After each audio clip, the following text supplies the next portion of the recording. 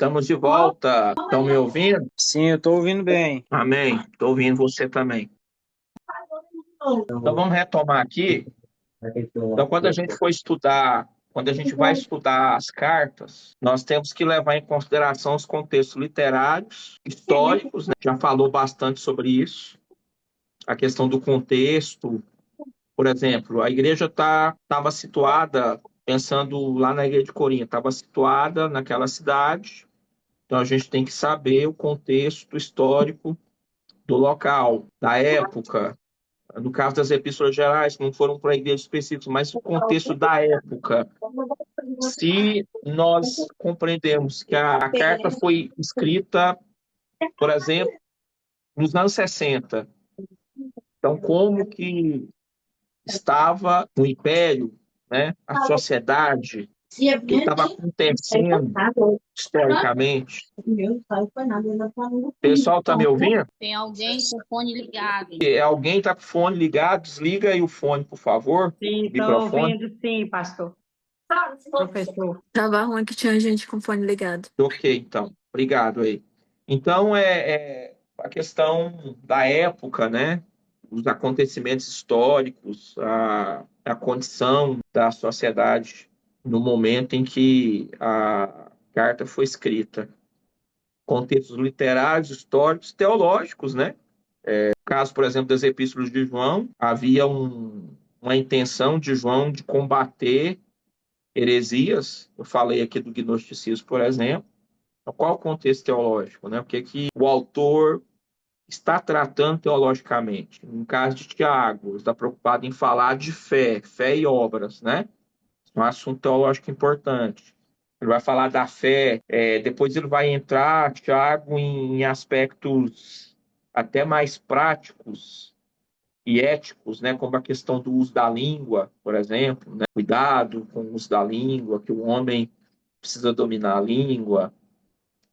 Lá em Tiago 4, ele vai falar da questão da oração.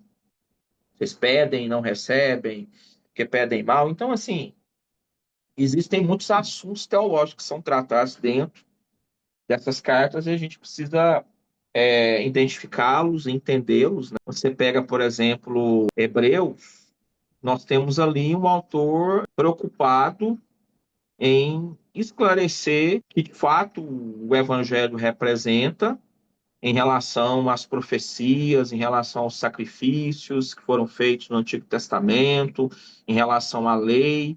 Ele está preocupado em mostrar que, teologicamente, isso foi consumado em Cristo, né?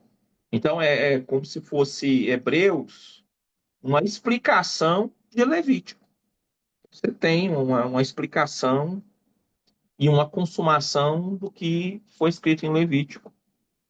Então, você tem aí os aspectos teológicos, ora para tratar de uma heresia, ora para esclarecer um ponto doutrinário, ora para abordar uma questão de conduta, os aspectos teológicos. Quando a gente vai pregar um sermão na igreja, normalmente todo sermão tem ali um teor, né, de ensino, um conteúdo específico. Não dá para a gente falar de tudo numa pregação, né?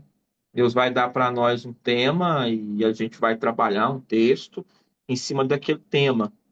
E esse tema que a gente vai pregar, normalmente ele é fruto de oração, né, de resposta de Deus e do que a igreja está necessitando. A gente vai abordar, Deus sabe o que a igreja precisa, né? A gente vai abordar um assunto teológico importante para a igreja, naquele dia, naquela noite. Não dá para a gente falar de tudo. Então, vai ter um assunto. Vamos falar hoje de santidade? Vamos falar de santidade. Vamos falar hoje de fé? Vamos falar de doutrinas, né? Doutrinas falsas? Vamos falar disso.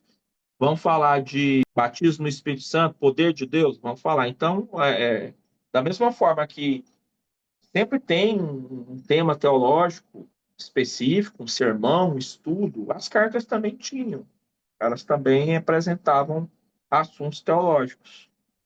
Não dá para, por exemplo, Pedro, na sua carta, falar de todos os assuntos da teologia. Não tem como. Não é um tratado teológico. Vai falar de questões teológicas específicas dentro do contexto, né, da época, dentro do que aqueles cristãos estavam necessitando, né, que assuntos que fossem abordados com eles. Então, aqui você está percebendo, né, nós colocamos aí para você de azul, a fim de ter azul ou verde, isso, sinceramente, eu estou meio cego. A fim de termos uma visão mais próxima dos pensamentos dos autores, dos problemas da época e das resoluções doutrinárias adotadas pela igreja. Então é isso. O que os autores tinham em mente, quais eram os problemas na época, que tipo de ponto doutrinário precisava ser tratado.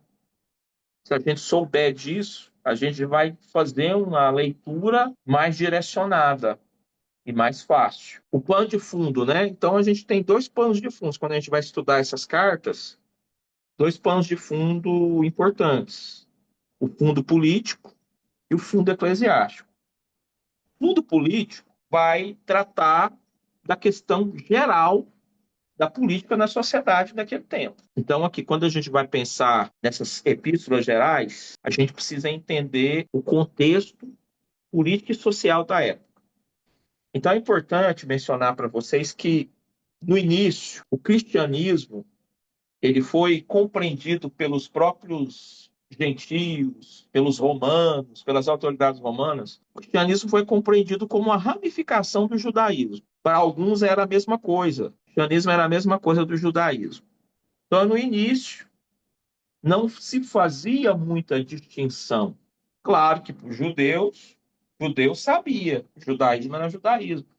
Os cristãos, né, entendiam, mas para quem estava de fora, eles não viam diferença. O que acontece? Por volta dos anos 60, a própria comunidade gentílica, né, e as autoridades romanas, acima de tudo, começaram a fazer essa distinção.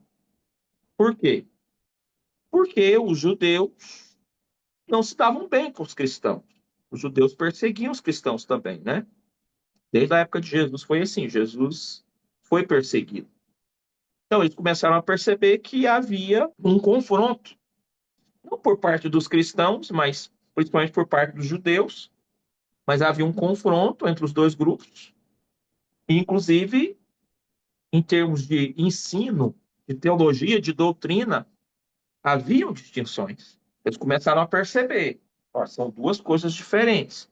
E começaram a perceber que os judeus eram hostis aos cristãos. Então, por volta dos anos 60, principalmente, isso ficou claro. E aí acontece algo muito importante. Por volta do ano de 64, vai haver lá uma perseguição desencadeada pelo imperador Nero, né? E a gente vai perceber que o clima foi ficando mais complicado para os cristãos em relação ao império. As perseguições iniciais, elas eram perseguições praticadas pelos judeus. Então, aquela perseguição lá, por exemplo, em que os cristãos saíram de Jerusalém lá no início, Filipe foi parar em Samaria, vocês conhecem a história, vocês vão perceber ali que eram perseguições de judeus a cristãos. Tanto é que Saulo, ele tinha carta das autoridades judaicas, onde ele ia de cidade em cidade prendendo crente. Então, Paulo era fariseu, Saulo, né, era chamado assim na época. Ele era fariseu, então ele representava ali os judeus. Então, a perseguição judaica no início. Roma está neutro. É como se Roma falasse assim: olha, se entendam aí, para eles não tem distinção de judaísmo com cristianismo, se entendam aí, né? É uma briga interna de vocês, nós não vamos nos envolver nisso. Então, não tem a autoridade romana perseguindo crente no início. São judeus perseguindo a igreja. E isso vai acontecendo. Judeus contra cristãos ao longo dos anos. Só que o Império Romano ele vai observando esse conflito. Por volta dos anos 60, 54 ali Nero já se tornou imperador, mas por volta dos anos 60, Nero ele tem um sonho, ele tem um plano, ele quer construir uma nova Roma, uma nova capital do Império. Para isso, eu tenho que destruir e reconstruir. Então, ele decide simplesmente, num momento de loucura, né, de psicopatia, que Nero era tudo isso, ele decide, numa bela noite, incendiar Roma e assistir lá do seu jardim aquele incêndio, né? Roma é incendiada, casas destruídas e, curiosamente, os bairros que não foram destruídos foram bairros povoados principalmente por judeus e cristãos. Então, Nero viu aí um álibi. Então, olha, colocaram fogo em Roma. Os judeus e os cristãos incendiaram Roma. Então, Nero transformou os judeus e os cristãos em criminosos. Acusaram os dois grupos de terem cometido um atentado terrorista contra Roma, né, de terem incendiado Roma. Então, a partir daí, a mão de Nero começou uma perseguição terrível a crentes e judeus, mas principalmente aos crentes, aos cristãos. E aí, nesse período aí, realmente muita gente cerrada ao meio, muita gente jogada em arena com leões, com gladiadores, etc. e tal. Então você tem esse fundo político, uma visão no início de que cristianismo e judaísmo era a mesma coisa, para quem estava de fora, era a mesma coisa. Uma perseguição dos judeus aos cristãos, Roma neutra, né? Só que com o tempo a igreja passou a enfrentar também uma perseguição do império. Até porque algumas questões doutrinárias não eram compreendidas, né? Nós vamos falar daqui a pouco. Por exemplo, a questão de comer da carne e beber do sangue de Jesus. Os cristãos começaram a ser acusados de canibalismo. Então, por causa disso, e principalmente depois que Nero acusa os cristãos de terem incendiado Roma, o império também passa a perseguir os crentes. Então, esse é um fundo político importante. Quando Pedro escreve, por exemplo, as suas epístolas, essa perseguição já está acontecendo. Já não é mais uma perseguição por parte dos judeus, mas do império. Do império. Então, agora é uma perseguição muito pior, né? Então, além do fundo político, tem agora o fundo eclesiástico, que é a questão do contexto da igreja, né? Da igreja, de como era a igreja da época. Você tem uma sociedade, tem um imperador a partir dos anos 60 que é louco, é psicopata e está perseguindo crente. Antes os judeus perseguiram. A sociedade, no início, via judaísmo e cristianismo como a mesma coisa, agora já conseguem fazer uma distinção por volta dos anos 60. E dentro do contexto eclesiástico, é importante entendermos que no início a igreja era formada só por judeu que se convertia, mas com o tempo, gentios passaram a se converter também, né? E aí, dentro das igrejas, judeus passaram a conviver com gentios. Passaram a conviver com gentios. Agora, veja bem, vocês acham que é simples para alguém? A gente sabe hoje no nosso ministério, né? Alguém converte, mas ele traz uma bagagem. Ele traz uma bagagem com ele. Então, um judeu que se convertia, ele trazia toda a bagagem do judaísmo com ele. Então, era difícil para um judeu ele abrir mão desde o início os costumes judaicos, o calendário judaico. Os próprios apóstolos, né? A gente vê os apóstolos ainda no início participando de programações judaicas, indo orar no templo judaico, etc. Então não há um rompimento com o judaísmo assim total e imediato. Então você tem judeu que se converteu, mas eles ainda estão com o judaísmo na bagagem. E aí a gente até falou dos judaizantes, né? Que são judeus cristãos, mas que não queriam desapegar das obrigações do Antigo Testamento. Então, esses judeus estão dentro da igreja cristã agora. Alguns ainda estão defendendo que é preciso circuncidar, que é preciso guardar o sábado, que é preciso obedecer à lei. Então, eles estão passando por um processo ali de aprendizado, de discipulado, né? Então, o escritor aos Hebreus, por exemplo, ele vai, olha, sangue de bodes não perdoa pecado. Aquilo era algo temporário, aquilo representava o que estava por vir. Então, os judeus eles precisaram passar por um aprendizado dentro do contexto cristão para eles amadurecerem e entenderem que Jesus havia consumado a lei e que certas obrigações judaicas agora não eram mais necessárias, porque Jesus havia cumprido isso. Então, isso tem que acontecer com os judeus convertidos. Eles precisam compreender e precisam desapegar de ritos judaicos. Ok. No início, só judeu convertido dentro das igrejas, ok. Judeu convivendo com judeu, eles vão ter que aprender essas questões, separar isso. Mas aí, de repente, o evangelho chega aos gentios também. Gentios não têm conhecimento do judaísmo, não seguem costumes judaicos, não obedecem à lei. E gentios, para os judeus, eram impuros, eram pagãos e eles não eram bem-vindos na convivência com eles. É só uma questão do espírito, do sentimento do judeu. A gente não convive com gente impura. São um problema lá com o samaritano, inclusive.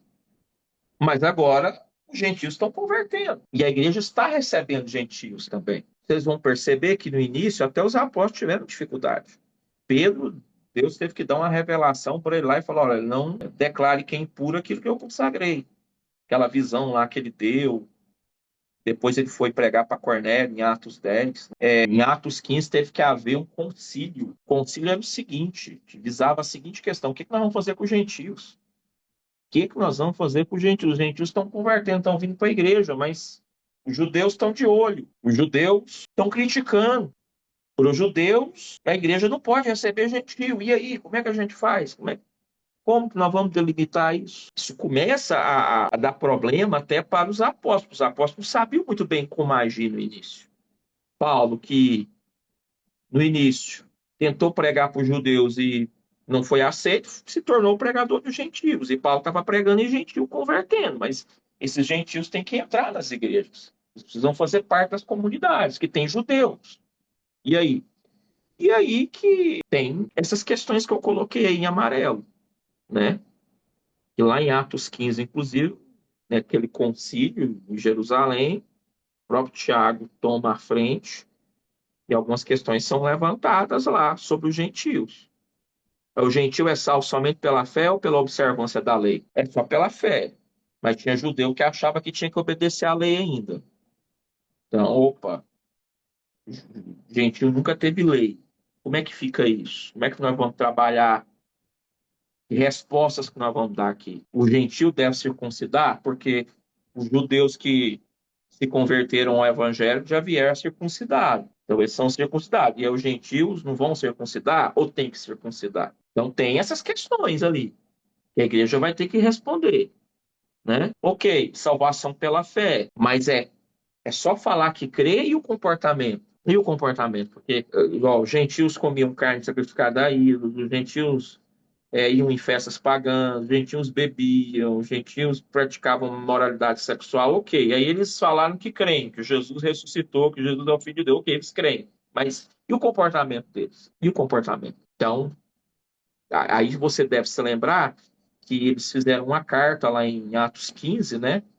E aí eles falaram, olha, Pedro testificou o que aconteceu com Cornélio e tudo, olha, testificaram que tinha gente recebendo batismo no Espírito Santo, e eles chegaram à conclusão, olha, Deus está recebendo os gentios. Se Deus está recebendo os gentios, está batizando o Espírito Santo, quem somos nós para recusar os gentios? Só que aí eles estabeleceram algumas questões, por exemplo, gentio não podia comer carne sacrificada a ídolo, não podia praticar imoralidade sexual, ou seja, olha, vocês não têm que circuncidar, vocês não têm que seguir costumes judaicos, vocês são cristãos, mas vocês têm que, uma vez que vocês creram, ter um comportamento diferente. Vocês têm que abandonar os deuses, abandonar os ídolos, vocês não podem participar de festas pagãs, vocês têm que ter um comportamento, um testemunho. Então, se vocês tiverem esse testemunho, um testemunho que demonstra a transformação realmente de vida, vocês vão ser aceitos. Qual a relação entre fé e obras? O Tiago vai tratar lá. Como tratar as heresias que iam entrando na igreja, causando dúvidas e divisões. Então, são dois mundos. O político, a sociedade da época, a perseguição que se instaurou por parte de Roma, principalmente a partir do ano 64, por causa de Nero. E você tem um fundo eclesiástico, que são os problemas da igreja da época. A igreja tem questões que ela precisa responder. Você tem judeus, mas agora que estão tendo que conviver com gentios. Então, esse é um fundo que, quando nós formos ler as cartas, nós temos que ter em mente. Por que que o autor está tratando isso? Porque tem questões envolvendo a sociedade e tem questões envolvendo problemas da igreja da época, né? Dilemas que eles estavam enfrentando. Então, você vai pegar, por exemplo, Paulo escrevendo à igreja de Éfeso, né? Você tem uma preocupação de Paulo, porque é uma igreja formada principalmente por gentios, né? Que se converteram. E lá no capítulo 4, Paulo vai ter a preocupação de falar o seguinte: olha, eles deveriam se despir do velho homem, se revestir do novo homem, né? Eles deveriam agora ter uma outra postura, e aí Paulo vai dizer: quem mentia não minta mais, quem roubava não roube mais. Ou seja, tem que haver uma mudança. O evangelho é para todos, mas é aquela coisa, né? Venha como está, mas não fique como está. Então, os gentios eles foram recebidos, eles não tiveram que cumprir obrigações judaicas, mas eles tinham que viver dentro dos princípios do evangelho. Tinha que haver um arrependimento e um rompimento com o paganismo. Então, para o judeu, qual era o desafio? Romper com o judaísmo, com a religiosidade. Para o gentio, romper com o paganismo, romper com a libertinagem. Então, você tinha esses dois desafios. Quando a gente vai ler essas cartas, a gente percebe isso, né? Quando Tiago fala, por exemplo, no capítulo 4, que havia guerra entre eles, inimizade, etc., que a amizade com o mundo é inimizade com Deus. Então você tem gentios que vieram do mundo e há o perigo de continuarem flertando com o mundo, trazer o mundo para suas vidas, para dentro da igreja. Então isso está sendo trabalhado lá. Alguma dúvida? Não, não, tá tudo certo. Tô entendendo tudo, eu tô. Entendeu tudo? Não, por aqui tá tranquilo também. Tranquilão? Tá tranquilo Aqui também, tá tranquilo também. Deixa eu falar algo para vocês. O meu material hoje é até aí. Hoje é só uma introdução. Eu vou estar entrando na próxima disciplina, na próxima aula, nas cartas mesmo. Entrando em Hebreus, entrando em Pedro. Então, a gente vai estar vendo uma por uma. Mas eu queria saber de vocês. Se tem algum comentário que vocês queiram fazer, etc. E quero deixar para vocês aqui também a orientação. Peguem meu telefone no grupo. Se quiserem me mandar uma mensagem para salvar o contato, manda lá uma mensagem para mim, eu salvo. Meu Instagram, não sei se vocês usam Instagram aí, é Thiago, anota aí, Thiago com TH. Thiago Alberto 123. Quem quiser me seguir no Instagram, manda lá que eu sigo de volta para a gente manter contato. Thiago Alberto 123. Meu contato lá, dá para a gente ir, que é uma semana para a gente conversar de novo. E aí, nesse caso, se a gente precisar conversar durante a semana, tirar alguma dúvida, se você precisar justificar, às vezes, uma ausência, a gente vai se falando, né? Mas o meu conteúdo eu vou terminar aqui hoje, já são 9h32, terminando um pouquinho antes, que foi o primeiro dia. Mas na semana que vem a gente pega a firma aí e vamos até pelo menos às 10. Até pelo menos às 10, tá? Algum comentário, alguma dúvida? Só uma dúvida a respeito desse conteúdo, desse material, o senhor vai enviar para nós, o PDF, esse material que você ministrou hoje?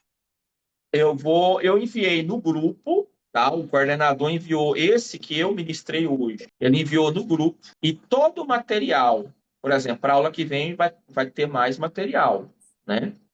Todo o material eu vou enviar no dia da aula.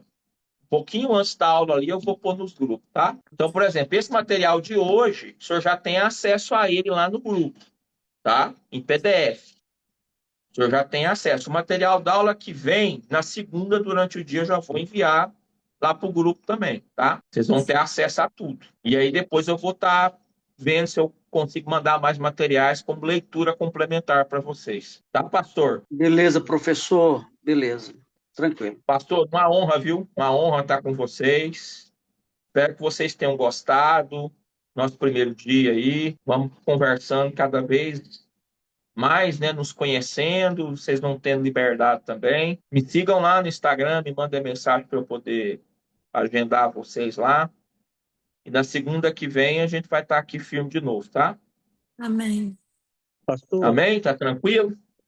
Sim. professor, pois não, só para aproveitar para nós, facilitar para nós a questão de encontrar a sua página, envie um link de um vídeo do senhor para o grupo, aí fica mais fácil a gente poder acessar a sua página e seguir o senhor. Ah, no Instagram, né? Isso, é só enviar um vídeo, uma publicidade do senhor para o grupo, aí daí Perfeito. fica mais fácil. Vou mandar lá agora, então, tá? E aí a gente vai Beleza. trocando ideias, vocês vão seguir minha página lá e eu vou seguir a de vocês. E a gente vai. Eu acredito assim, irmãos, Deus ele coloca as pessoas na vida da gente, isso aqui é um momento de aula, mas eu quero construir um vínculo com vocês. Nós somos servos de Deus, né? Somos companheiros de obra aí, eu quero construir uma história com vocês. Para acabar a aula, vamos continuar, vamos nos tornar amigos, amém? Amém. Amém. Amém, Então amém, tá. verdade. Gostei muito da aula, professor, muito bem explicada, muito bem colocada. Gostei muito. Amém, Muito meu. obrigada. Fico feliz. Vamos orar, então? Amém. Pai querido, em nome de Jesus Cristo, eu quero nessa hora colocar a vida dos meus irmãos, dos meus alunos ao Senhor. Pai, agradecer a Ti por esse momento que nós tivemos de crescimento, de aprendizado. Rogar a Ti, meu Pai, que o Senhor venha abençoar cada um, dê uma noite de sono especial.